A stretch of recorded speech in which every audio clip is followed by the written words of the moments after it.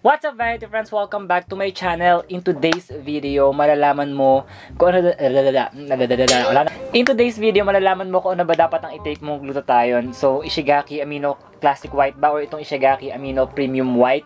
Maraming katanong sa akin kung ano ba ang difference ng dalawa na to and ano daw ba yung bagay sa kanilang glutathione. Nakakaloka. Madaming gustong pumuti ngayon na katulad ko and hindi ko naman kayo masisisi, di ba? It's your preference na maging maputi. Kaya naman in this video, kung nalilito ka kung ano yung gusto mong i-try sa kanilang dalawa, hihimay-himay natin sila para matulungan ka makapag-decide kung ano ba dapat ang gusto mong i-take, di ba? Ito bang Ishigaki Amino Classic White or itong Premium? So kung gusto mong malinawan best, di ba? Just please keep on watching. Before we start, don't forget to follow me on all my social media channels. By the way, sa mga bago pala dito sa ating channel, ako po si MJ Garcia Perez and please follow me on all my social media channels. Yes, shameless plugging na po tayo. Na ipa-flash ko dyan sa inyong screen, lalo-lalo na po sa Instagram kasi dyan ako recently nagiging active. Tapos kung hindi ka pa member ng ating private group sa Facebook, I suggest sumali ka na. Just search on Facebook #VanityFriends para makasali ka. Diyan best pwede kang mag-share ng experience mo. Halimbawa mahilig ka sa skincare and sa makeup, diyan pwede mong i-share yung mga reviews mo or kung ano ba yung mga kasalukuyang ginagamit mo or kung meron bang skincare na naging effective sa'yo, pwede mong i-share yung routine mo diyan para makatulong ka sa iba. And kung meron ka ring tanong, pwede mo diyang i-post or pwede ka diyang mag-post ng mga questions mo about sa specific products, sa skincare. Basta maraming pwedeng tumulong sa'yo diyan mga best. So far, we already have more than 32,000 members. 32,000 members! Nabubulol na naman ako! Nakakaloka. So, ayun, ang daming pwedeng tumulong sa'yo, ang daming nag-share dyan, ang daming mong pwedeng matutunan. It's really a community mga best na mga mahilig sa skincare and makeup. Kaya, I suggest sumali ka na kung talagang mahilig ka sa mga skincare and makeup. Talagang bongga dyan mga best. And lagi akong active dyan. Talagang pag may mga updates, giveaway, dyan ako unang-unang nagpo-post. Kasi nga mas accessible and ang dami talagang active na Vanity Friends doon kaya nakakatuwa. So, ayun na nga. Katulad ng sabi ko kanina, sa videong ito ay wala, i-compare lang natin sila kasi maraming nag-request sa akin or marami din ako nare-receive na questions actually kung ano daw ba yung mas okay na i-take, kung Ishigaki Premium White ba or itong Classic White. So, ayan, in today's video, ipagko-compare natin sila and para matulungan ko kayo kung ano dapat yung i-take sa kanilang dalawa. So, simulan na natin ang pag-aaway nitong dalawang to, pero magkapatid itong dalawang product na to, pero pag-aaway natin sila, di ba? Nakakaloka pinag-away yung magkapatid. Hindi, unang-una mga best sa packaging niya, obviously, di hamak mas malaki itong si Classic White. Kita nyo, hamak mas malaki siya. As in, sobrang yung bilog niya mas malaki. Tapos yung tangkad niya, mas matangkad din siya. Ayan, siguro ito yung panganay, ito yung bunso. Char! Pero, ayun na nga, mas malaki itong si Classic White. Ito, mas maliit siya. Pero yung mga print niya, labeling sa packaging, parehong-pareho sila mga best. As in, sobrang detailed ng kanyang packaging. I like it. I so love it. Lahat ng kailangan mong malaman sa parehong product ay nakaprint na dyan, kaya bonggang-bongga siya mga best, as in palavan, ganun.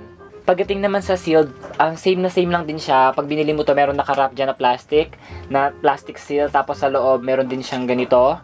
Ayan, meron siyang ganyan, pareho.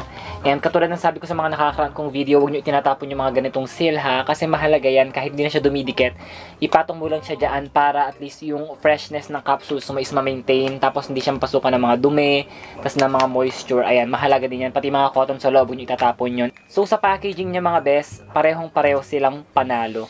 Ngayon naman dumako tayo sa kanilang mga ingredients. Ano ba pinagkaiba nila sa ingredients? So, pareho silang 600 mg yung glutathione content niya. Nagkatulo lang silang dalawa sa kanilang mga boosters or yung mga kasama nilang ingredients aside from glutathione.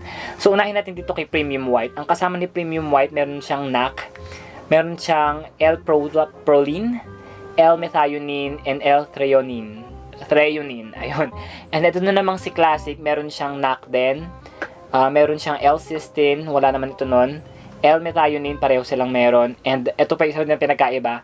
Itong Classic White, meron siyang kasamang ascorbic acid na 50 mg. So, may added vitamin C na ito wala. So, yun lang naman pinagkaiba nila. Ito lang merong ascorbic acid, tsaka L-methionine. Ito wala. Ito naman meron siyang L-proline and threonine. Ito wala. So, ganun lang pinagkaiba niya sa ingredients. Siguro that's make this premium more potent more potent as compared to this kasi ito may kasama siyang vitamin C tsaka ibang ingredients din. Ito parang more on talagang antioxidant and glutathione lang yung content niya, more potent talaga siya. Ngayon, pagdating naman sa capsule, papakita ko sa inyo padeho. Nakakaloka yung pagkabululog ko. Papakita ko sa inyo pareho yung capsule, ha. Kuha tayo ng isa dito. Pahawak naman ako, best. So, ayan. Kasama natin si LG dito nagpi-film ngayon. So, ipakita mo sa camera para alam din na kukunin natin dyan sa ano. So, sa classic, ito yung kukunin natin na capsule. And then, sa premium naman, kukuha din tayo na isa. Wait. Hindi ako makakuha. Ayan. So, sa premium. So, ito yung sa premium. Ito yung sa classic. Parehong-pareho lang sila mga best. As in, ito yung premium, ito yung classic. Parehong-pareho sila ng itsura ng capsule, ng kulay. Walang pinagkaiba. As in, walang pinagkaiba, parehong-pareho sila. Parehong-pareho sila mga best. Ayan, pareho lang sila. Wala talaga siyang pinagkaiba, best. Parehong-pareho sila sa capsule, which is good, consistent yung product. Ay, tek! Nalaglag. Baho. Ang baho doon, nagreklamo yung assistant ko dito, mabaho daw, nakakaloka. Pero ayun na nga.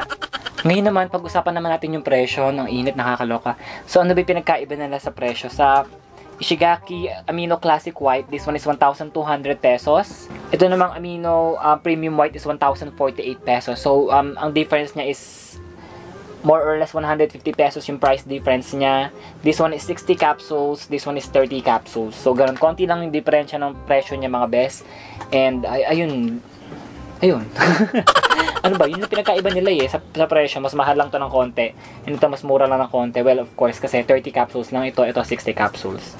Ngayon, pagdating naman sa smell, okay, napansin ko kahit dati pa, ha, mas matapang yung amoy nitong premium as compared sa classic. As in, oh, grabe. Gravity. Amoy utot talaga. May bugok na itlog, ganun. Etong premium, mas matapang yung amoy niya kasi nga mas potent yung glutathione content na to as compared to this. Amoyin mo. Hindi ka. Ano yung mas matapang na amoy? Ito, ito. Ito naman. Mas matapang to. Diba? Mas babaho to, no? So, mas babaho yung amoy na to. Mas amoy rotten egg talaga siya as compared to this. And, ito, medyo may pagka-amoy maasim siya ng konti as compared to this, kasi dahil nga siguro meron siyang kasama ascorbic acid, medyo maasim yung amoy niya, na somehow nalalabanan yung amoy utot, pero amoy utot pa rin siya, na amoy medyo maasim. Ito, purely amoy utot talaga, yung parang isang linggong dinatae, ganun, tapos umutot des, nakakaloka. Isang linggong constipated, biglang umutot, ganun yung amoy niya, nakakalurks.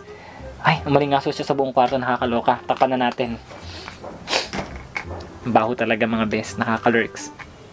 Pero that's a sign, ha, na authentic yung glutathione ninyo pag mabaho talaga siya.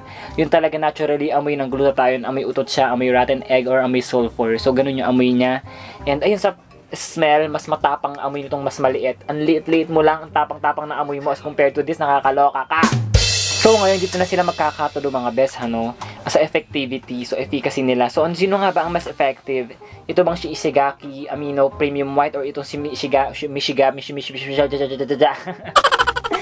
Ito bang si Ishigaki Amino Premium White, or itong si Ishigaki Amino Classic White? Diyos ko naman, kasi ang haba ng pangalan, pareho nakakaloka.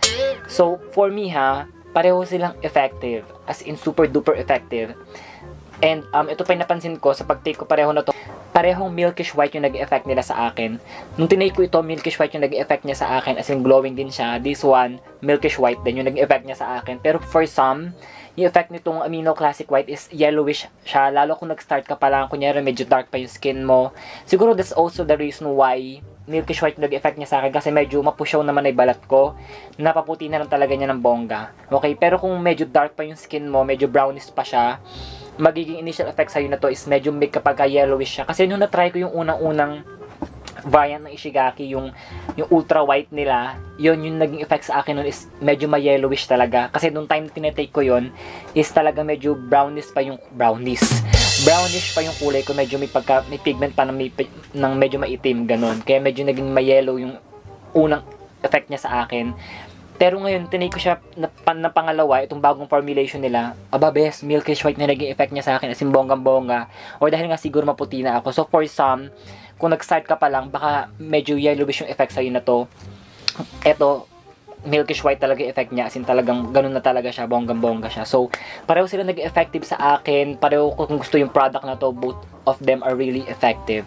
Pagdating naman sa side effects mga bes, wala naman ako napansin sa kanyang pagtigyawat, pagsakit ng lalamunan, pagsakit ng ulo.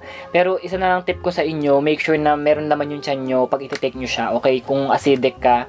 Kung hindi ka naman acidic, wala naman siguro magiging problema. You can take this capsule kahit empty yung stomach mo 30 minutes bago ka kumain. Pero mas marirecommend ko pa rin talaga sa inyo na i-take nyo siya 30 minutes after meal para sure na hindi ka mag-a-acid and walang magiging problema. So, ayun lang all in all, I highly recommend this product to you. Maganda siya mga best. And ito na lang yung magiging verdict natin dito. Paano ba? Kung nag-start ka pa lang sa pagtitake ng glutathione, kung first timer ka or kung naghahanap ka pa lang talaga na magpapaputi sa yung glutathione na kunyari medyo yellowish ka pa and gusto mo mag-try ng glutathione, then go for the Ishigaki Classic White kasi dito talaga din ako halos nag-start mag-take ng glutathione, as in talagang okay lang na medyo yellowish muna effect niya sa una kasi yun talaga initial effect. Pag brown ka, mag-yellowish muna yung balat mo hanggang sa maging milkish white na siya. Well, based sa na-experience ko. Pero kung mapusyaw ka naman na at gusto mo lang na maintenance ng glutathione or gusto mo ng instant boost ng puti and glow, then I highly recommend this one. You take this once a day. By the way, this one is twice a day. This one is once a day ha. So ayun, katulad ng sabi ko kanina, kung nag-start ka pa lang, ito yung marirecommend ko sa'yo. Kung naghahanap ka ng maintenance, then ito naman, 'di ba?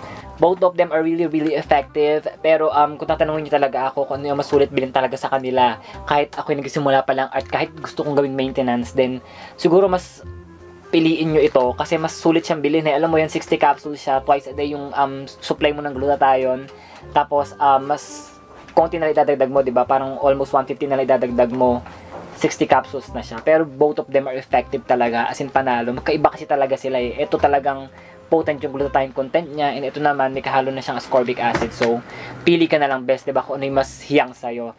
So sana nakatulong sa inyo mga best yung comparison natin sa dalawang product na to, kung ano ba talaga yung gusto mong i-take. At the end of the day, nasa sayo pa rin yan kung ano yung gusto mong i-take, kung ito bang Ishigaki Amino Premium White or itong Classic White. Depende na yun sa'yo best, okay? So yun lang, disclaimer lang po, I am not an expert, hindi ako ano tawag dito, I am not a pharmacist. Inilatag ko lang sa inyo yung mga experience ko and pananaw ko about this product. This is just based on my personal experience and opinion. Okay, please take this review, this explanation with a grain of salt. And sana po nakatulong sa inyo mga best kasi yun naman talaga yung goal ko. Para makatulong kayo sa inyo mag-decide kung ano ba yung mas hiyang sa inyo or mas gusto nyong i-take. Kung ito bang Amino Classic White or itong Premium White ng Ishigaki. Ayun lang, maraming salamat. By the way, these products are available sa Cheska Store. Mag-iingat kayo magbumili sa iba kasi may mga fake na kumakalat na Ishigaki. So make sure na sa legit store lang kayo bibila tulad ng cheskastore.net. Diyan super subok ko na sila since 2009. Diyan ako mo-order ng mga glutathione. First order ko ng Ishigaki sa kanila din. Lahat halos karamihan ng mga glutathione na take ko, dyan ko sa kanila ino-order ibang products. Sobrang dami nilang products. Mga Thailand products, iba-ibang products. Sobrang dami talaga. So you should check it out. Follow them on Instagram as well. As in talagang super legit and authentic. Sure na makukuha mo yung product mo in fresh. Ayun lang. Maraming salamat sa panonood. Don't forget to like this video and share it kung nakatulong sa'yo. Also, don't forget to follow me on all my social media channels na ipa-flash ko dyan sa inyong screen. And mag-subscribe na rin kayo sa ating YouTube channel para ma-notify ka. Turn on your notification bell para sa mga kasunod nating videos katulad na to. Maraming salamat. You guys are really awesome. Bye!